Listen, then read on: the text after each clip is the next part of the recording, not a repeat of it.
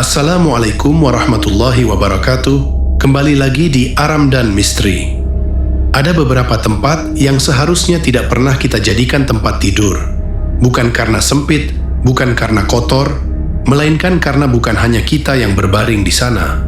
Pada cerita kali ini, aku akan membagikan pengalaman mengerikan seseorang yang tanpa sadar tidur satu kasur dengan pocong.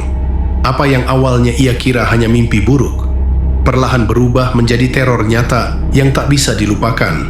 Pastikan kamu mendengarkan cerita ini sampai selesai, dan jika kamu sedang sendirian, jangan lihat ke samping tempat tidurmu, karena bisa jadi ada yang sedang berbaring di sana. Aku tidak pernah menyangka satu malam di kamar kos murah itu akan menjadi pengalaman paling mengerikan seumur hidupku. Namaku Doni. Aku merantau ke kota ini demi pekerjaan. Karena gaji pas-pasan, aku memilih kos paling murah yang kutemukan. Bangunannya tua, catnya kusam, dan lorongnya panjang serta sempit. Tapi aku tidak terlalu peduli, yang penting bisa tidur. Ibu kos hanya berpesan singkat saat menyerahkan kunci kamar nomor 3. Kalau malam, jangan buka pintu kalau tidak ada yang memanggil namamu. Aku menganggapnya bercanda.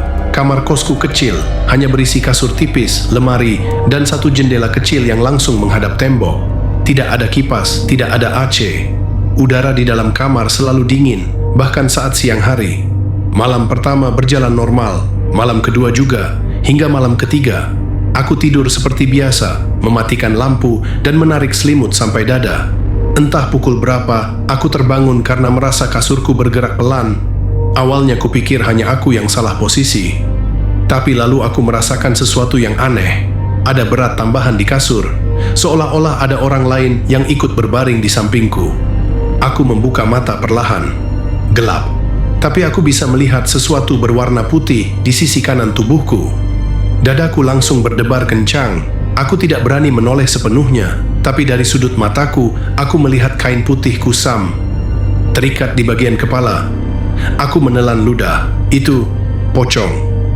Tubuhnya kaku, terbaring lurus. Wajahnya menghadap ke langit-langit. Kain kafannya sudah menguning dan bau tanah bercampur anyir menusuk hidungku. Aku ingin berteriak, tapi suaraku tidak keluar. Tubuhku kaku seperti dipaku. Nafasku pendek-pendek. Beberapa detik berlalu dalam keheningan yang menyesakkan.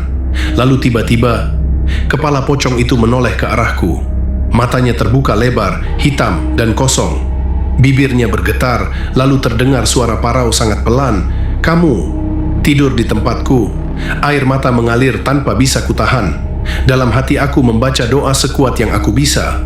Pocong itu tidak bergerak, tapi tubuhnya perlahan menggeser lebih dekat, hingga bahunya menyentuh lenganku. Dingin, sangat dingin. Aku merasakan sesuatu yang lebih mengerikan, napasnya menyentuh wajahku. Tiba-tiba, pocong itu meloncat sedikit, bukan berdiri, tapi seperti berusaha bergerak dengan tubuh terikat. Kasur bergetar pelan. Suara kain kafan bergesek terdengar jelas di telingaku. Aku menjerit dalam hati, dan tiba-tiba lampu kamar menyala sendiri. Dalam sekejap, pocong itu menghilang. Kasur kembali normal. Tidak ada siapa-siapa di sampingku. Aku langsung bangkit dan berlari keluar kamar tanpa peduli sandal atau ponsel. Aku mengetuk pintu ibu kos sambil menangis ketakutan. Dengan wajah pucat, ibu kos akhirnya berkata jujur. Kamar nomor 3 dulu adalah tempat jenazah seorang pria disimpan semalaman sebelum dimakamkan. Keluarganya tidak mampu menyewa tempat lain. Sejak saat itu, banyak penghuni yang mengaku tidur bersama pocong dan semuanya pergi keesokan harinya. Aku tidak kembali ke kamar itu. Tapi yang membuatku trauma, sejak malam itu, setiap kali aku tidur dimanapun, aku sering terbangun dengan perasaan yang sama.